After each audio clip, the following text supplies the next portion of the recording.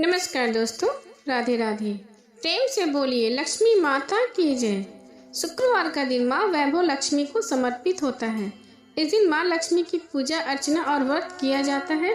माना जाता है कि शुक्रवार के दिन विधि विधान से पूजा करने से माँ लक्ष्मी का आशीर्वाद प्राप्त होता है और उनका साथ हमेशा हम पर बना रहता है। माँ वैभव लक्ष्मी का व्रत उन लोगों को करना चाहिए जो काफ़ी समय से आर्थिक संकटों का सामना कर रहे हैं और उनकी परेशानी दूर नहीं हो रही है, उन्हें सही रास्ता नज़र नहीं आ रहा है। उन लोगों को हर शुक्रवार यह व्रत पूरी श्रद्धा के साथ करनी चाहिए। घर में दरिद्रता, कलेश, धन संकट, व्यापार में बरकत न होने जैसे विपत्तियों से छुटकारा पाने के लिए शुक्रवार को माँ वैभव लक्ष्मी का व्रत और पूजा विधान से अवश्य करें। कहा जाता है कि लंबे समय के बाद किए जा रहे प्रयासों के बाद भी अगर कोई काम नहीं बन पा रहा है तो उस व्यक्ति को वैभव लक्ष्मी का व्रत जरूर करना चाहिए। इस व्रत को पुरुष व स्त्री दोनों कर सकते हैं। सुहागन स्त्रियों के लिए यह व्रत ज्यादा शुभकारी माना जाता है। व्रत का संकल्प लेने के दौरान मन में अपनी मनोकामना अवश्य करनी चाहिए। भक्त को अपनी श्रद्धा और सामर्थ्य के अनुसार 9, 11 या 21 शुक्रवार तक माँ वैभव लक्ष्मी का व्रत अवश्य करना चाहिए। शुक्रवार के दिन महिलाओं को ब्रह्म मुहूर्त में उठ जाना चाहिए। सभी नियत कर्मों से निवृत्त होने के बाद स्नान करने के बाद साफ वस्त्र धारण करें और मंदिर की साफ सफाई कर लें। माँ लक्ष्मी का ध्यान करें और व्रत का संकल्प लें। पूरे दिन फलाहार कर आप व्रत कर सकते हैं। इस दिन सफेद या लाल रंग के कपड़े ही धारण करने चाहिए। अब सुनते हैं वैभव लक्ष्मी व्रत कथा। एक कथा के अनुसार एक समय में एक शहर में कई लोग रहते थे। सभी अपने कामों में व्यस्त रहते थे। किसी को किसी से कोई मतलब नहीं था। भजन कीर्तन, भक्ति भाव, दया माया, परोपकार जैसे संस्कारों का अभाव हो चुका था। शहर में बुराइयां बहुत बढ़ गई थी। शराब, जुआ, रेस, चोरी, डकैती आदि बहुत से गुनाह शहर में होने लगे थे। उसके बावजूद इसके शहर में कुछ अच्छे लोग भी रहते थे। इनमें से शीला नाम की स्त्री जो धार्मिक, प्राकृतिक और संतोष स्वभाव वाली थी। उनका पति भी विवेकी और सुशील था। शीला और उसका पति कभी भी किसी की बुराई नहीं करते और भगवान का भजन करने में अच्छी तरह से समय व्यतीत करते थे। शहर के लोग उनकी गृहस्थी की सराहना करते। देखते ही देखते समय बदल गया। शीला के पति की अच्छी संगति बुरी बंद में बदल गई। अब वह जल्द से जल्द करोड़पति बनना चाहता था, इसलिए वह गलत रास्ते पर चल पड़ा। फलस्वरूप उसकी हालत भिखारी जैसी हो गई। शराब, जुआ, रेस, चरस, गांजा आदि बुरी आदतों में शीला का पति भी फंस गया। दोस्तों के साथ उसने शराब की आदत लग गई। इस प्रकार उसने अपना सब कुछ गंवा दिया। शीला इस बात से बेहद चिंतित रहने लगी, लेकिन उसे भगवान पर पूरा भरोसा था। वह अपना अधिकांश समय प्रभु भक्ति में बिताने लगी। अचानक एक दिन दोपहर को उनके द्वार पर किसी ने दस्तक दी। शीला ने द्वार खोला तो देखा कि एक माजी खड़ी है। उनके चेहरे पर अलौकिक तेज दिखाई दे रहा था। उनकी आंखों में मानो अमृत बह रहा हो। उनका भव्य चेहरा करुणा और प्यार से झलक रहा था। उसको देखते ही शीला के मन को शांति महसूस हुई और उसके रोम रोम में आनंदमय हो उठा। शीला उन माजी को आदर से घर में लाए। घर में बिठाने के लिए कुछ भी नहीं था। अंत शीला ने एक फटी हुई चादर पर उनको बिठाया। माजी बोली, क्यों शीला, मुझे पहचाना नहीं? हर शुक्रवार को लक्ष्मी जी के मंदिर में भजन कीर्तन के समय मैं भी वहां आती हूँ। इसके बावजूद शीला कुछ समझ नहीं पाई। फिर माँ जी बोली, मैं तुम्हें बहुत दिनों से मंदिर में नहीं देखा, इसलिए तुमसे मिलने चली आई। माँ जी के प्रेम भरे शब्दों से शीला का हृदय पिघलने लगा। उसकी आंखों में आंसू आ गए और बिलक बिलक कर रोने लगी। माँ जी ने कहा, बेटी, सुख और दुख तो धूप जैसे होते हैं, धैर्य रखो, तुझे मेरी सारी परेशानी बता। माँ जी के व्यवहार से शीला ने को काफी संबल मिला और सुख की आस में उसने माँ जी को अपनी सारी कहानी कह सुनाई। माँ जी के व्यवहार से शीला को काफी सुकून मिला और उसने माँ जी को अपनी सारी कहानी सुनाई। उसके बाद माँ जी ने कहा कि सुन बेटी, मैं तुझे, और उसके बाद शीला के पूछने माँ जी ने उसे वैभव लक्ष्मी व्रत की सारी विधि बताई। माँ जी ने कहा, बेटी, माँ लक्ष्मी का व्रत बहुत सरल होता है। उसे वरद लक्ष्मी या वैभव लक्ष्मी भी कहते हैं। ये व्रत करने वाले सब मनोकामना को पूर्ण करता है। वह सुख, संपत्ति व यश प्राप्त होता है। शीला ये सुनकर आनंदित हो गई। शीला ने संकल्प करके आंखें खोली तो सामने कोई न था। वह सोच में पड़ गई कि माँ जी कहाँ गई। शीला को तत्काल ये समझते देर न लगी कि वह माँ जी कोई और नहीं, साक्षात लक्ष्मी माँ थी। दूसरे दिन शुक्रवार था। सुबह स्नान करके स्वच्छ कपड़े पहनकर शीला ने माँ जी द्वारा बताई विधि से पूरे मन से व्रत किया। आखिरी में प्रसाद वितरण किया। ये प्रसाद पहले पति को खिलाया। प्रसाद खाते पति के स्वभाव में फर्क पड़ गया। उस दिन उस शीला को उसने नहीं मारा, नहीं सताया। शीला को बहुत आनंद हुआ। उसके मन में वैभव लक्ष्मी व्रत के लिए श्रद्धा बढ़ गई। शीला ने पूर्ण श्रद्धा से 21 शुक्रवार तक वैभव लक्ष्मी व्रत किया। 21वें शुक्रवार को माँ जी के कहे मुताबिक उद्यापन की विधि करके 7 स्त्रियों को वैभव लक्ष्मी व्रत की 7 पुस्तकें उपहार में दी। फिर माता जी ने धन लक्ष्मी स्वरूप की छवि को बंधन करके भाव में मन प्रार्थना करने लगी। हे माँ लक्ष्मी, मैं आपका वैभव लक्ष्मी व्रत करने की मन्नत मांगी थी, आज वह व्रत पूर्ण किया। हे माँ, मेरी हर विपत्ति को दूर करो, हमारा सबका कल्याण करो। जिस संतान न उसे संतान देना, सौभाग्य स्त्री को अखंड सौभाग्य का वरदान देना, कुंवारी लड़की को मन भावन पति देना। जो आपके चमत्कारी वैभव लक्ष्मी व्रत करे, उनकी सभी विपत्ति को दूर करना, सभी को सुखी करना। हे माँ, आपकी महिमा अपार। ऐसा बोलकर लक्ष्मी जी के धन लक्ष्मी स्वरूप की छवि को प्रणाम किया। व्रत के प्रभाव से शीला का पति अच्छा आदमी बन गया और कड़ी मेहनत करके व्यवसाय करने लगा। उसने तुरंत शीला के गिरवी रखे हुए गहने छुड़ा लिए। घर में धन की वृद्धि हुई। घर में पहले जैसे सुख शांति छा गई। वैभव लक्ष्मी व्रत का प्रभाव देखकर मोहल्ले की दूसरी स्त्रियां भी विधि पूर्वक वैभव लक्ष्मी व्रत को करने लगी और धीरे धीरे देखते ही देखते पूरे गांव, पूरे शहर के लोग सुखी हो गए और माँ लक्ष्मी का गुणगान करने लगे। प्रेम से बोले, लक्ष्मी माता की जय। अब सुने माता लक्ष्मी की एक अन्य कथा। एक बार की बात है, राजा बलि समय बिताने के लिए एकांत स्थान पर गधे के रूप में छिपे हुए थे।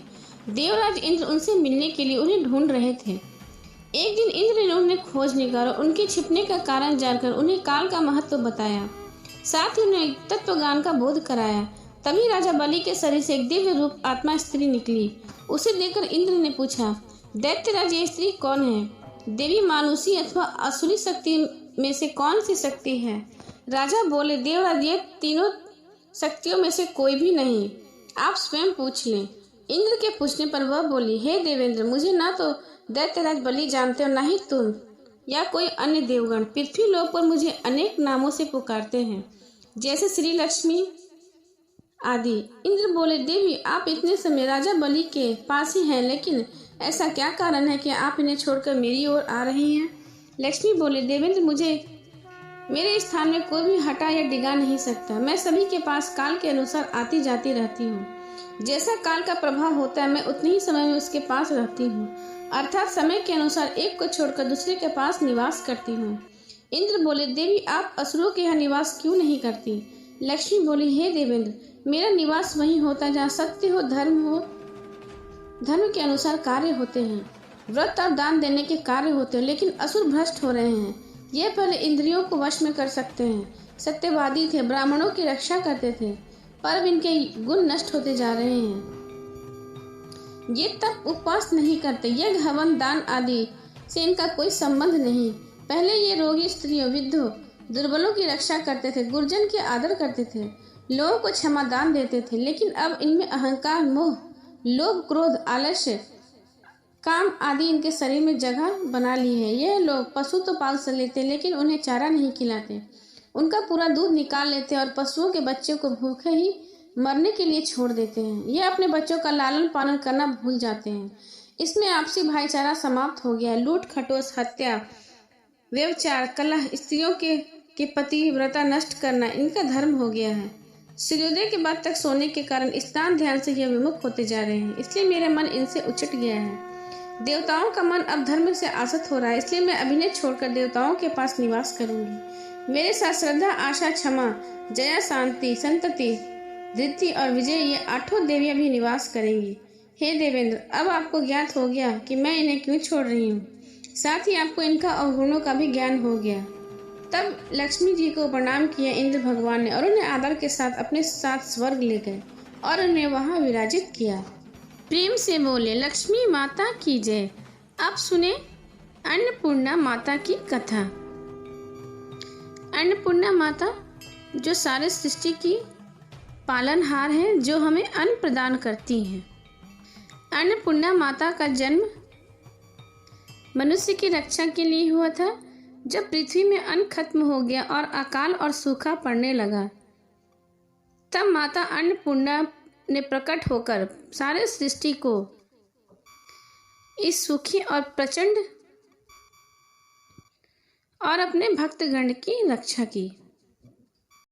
माँ अन्नपूर्णा की उत्पत्ति। एक पौराणिक कथा के अनुसार जब एक बार पृथ्वी लोक पर अन्न और जल समाप्त होने लगा तो जनमानस में हाहाकार मच गया। ऋषियों और मुनियों ने भगवान ब्रह्मा तथा भगवान विष्णु को इस संकट से अवगत कराया। तत्पश्चात ब्रह्मा जी और विष्णु जी समस्त ऋषि और मुनियों के साथ कैलाश पहुंचे। ब्रह्मा जी ने भगवान शिव से कहा, प्रभु, पृथ्वी पर अन्न और जल की कमी हो गई है, आप ही कुछ कीजिए और इस संकट से सबकी रक्षा कीजिए। भगवान शिव ने देवताओं को आश्वासन दिया कि सब कुछ यथावत हो जाएगा, बस वे शांति बनाए रखें। तत्पश्चात भगवान शिव ने पृथ्वी का भ्रमण किया। उसके उपरांत माता पार्वती ने अन्नपूर्णा का रूप ग्रहण किया। भगवान शिव ने भिक्षु का रूप ग्रहण करके माता अन्नपूर्णा से भिक्षा लेकर पृथ्वीवासियों को अन्न और जल वितरित किया। इस प्रकार सभी प्राणियों को अन्न और जल की प्राप्ति हुई। सभी हर्ष के साथ माता अन्नपूर्णा की जय जयकार करने लगे। माँ अन्नपूर्णा की कथा। एक समय की बात है, काशी निवासी धनंजय की पत्नी का नाम सुलक्षणा था। उसे अन्य सब सुख प्राप्त, केवल निर्धनता ही उसके दुख का कारण था। यह दुख उसे हर समय सताता रहता।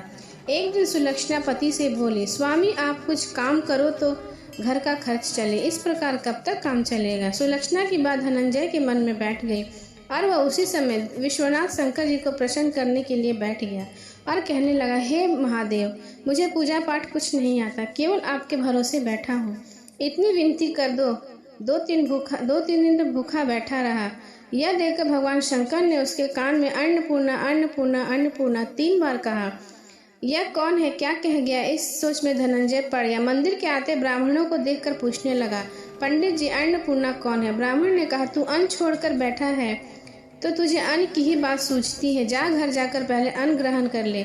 धनंजय घर गया, स्त्री को सारी बात कही। वह बोली, ना, चिंता मत करो, स्वयं शंकर जी ने यह मंत्र दिया है, वे स्वयं ही खुलासा करेंगे। अब फिर से जाकर उनकी आराधना करो। धनंजय फिर से जैसे तैसे पूजा में बैठ गया। रात्रि में शंकर जी ने आज्ञा दी और कहा, तू पूर्व दिशा में चला जा। वह अन्नपूर्णा का नाम जपता जाता और रास्ते में फल खाता, झरनों का पानी पीता। इस प्रकार कितने ही दिन बीत गए। वहां से चांदी जैसी चमकती वन शोभा देखने में आई, सुंदर सरोवर देखने में आया, उसके कितने किनारे अप्सराएं झुंड बनाए बैठी थी। एक कथा सुनती और एक सब मिलकर माँ अन्नपूर्णा इस प्रकार बार बार कहती। जिस शब्द की वह खोज कर रहा था वह उसने वहां सुना। धनंजय ने उनके पास जाकर बोला, हे देवियों, आप यह क्या कर रही हैं। उन सब ने कहा, हम माँ अन्नपूर्णा का व्रत करती हैं। धनंजय ने पूछा, व्रत पूजा करने से क्या होता है, यह किसी ने किया भी है, इस सबसे क्या होता है, कैसे व्रत किया जाता और इसकी विधि क्या है, मुझे विस्तार से बतलाओ। वह कहने लगी, इस व्रत को कोई भी कर सकता है। 21 दिन तक के लिए 21 गांठ का सूत लेना चाहिए। 21 दिन यदि ना बने तो 1 दिन उपवास करें। यह भी ना बने तो केवल कथा सुनकर प्रसाद ले। निराहार रहकर कथा कहें। कथा सुनने वाला कोई न मिले तो पीपल के पत्तों को रखकर, सुपारी या घृत कुमारी वृक्ष के सामने रखकर, दीपक को साक्षी का सूर्य, गाय, तुलसी या महादेव के बिना कथा सुनाए मुंह में दाना न डालें। यदि भूल से कुछ पड़ जाए तो 1 दिवस फिर उपवास करें। व्रत के दिन क्रोध न करें, न झूठ बोले।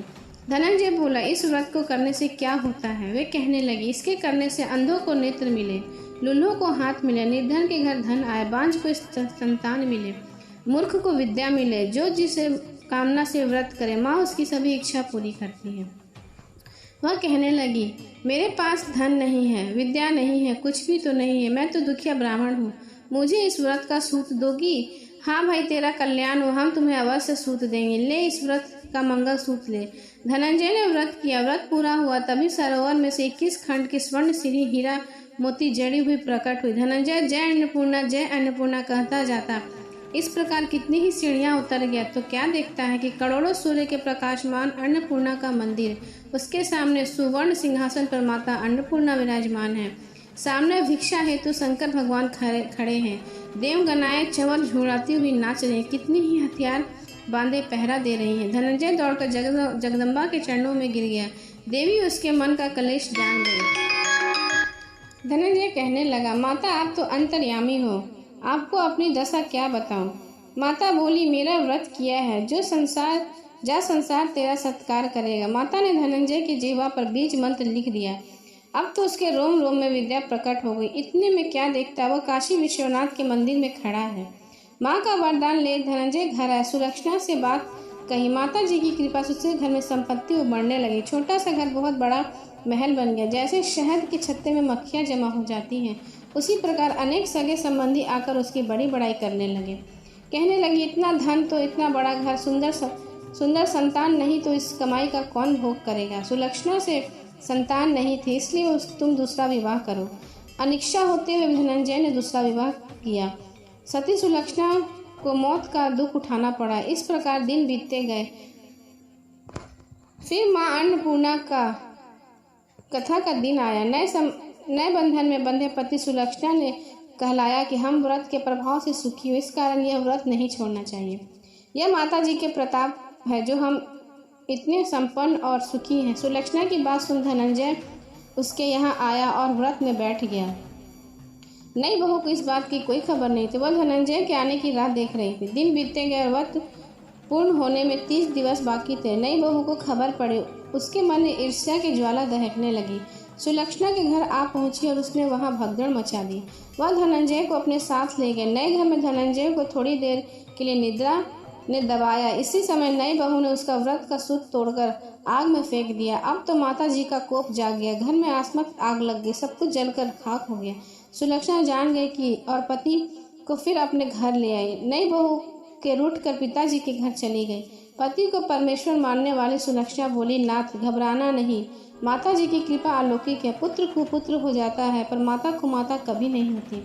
आप श्रद्धा और भक्ति से आराधना करना शुरू करो, वे जरूर हमारा कल्याण करेंगी।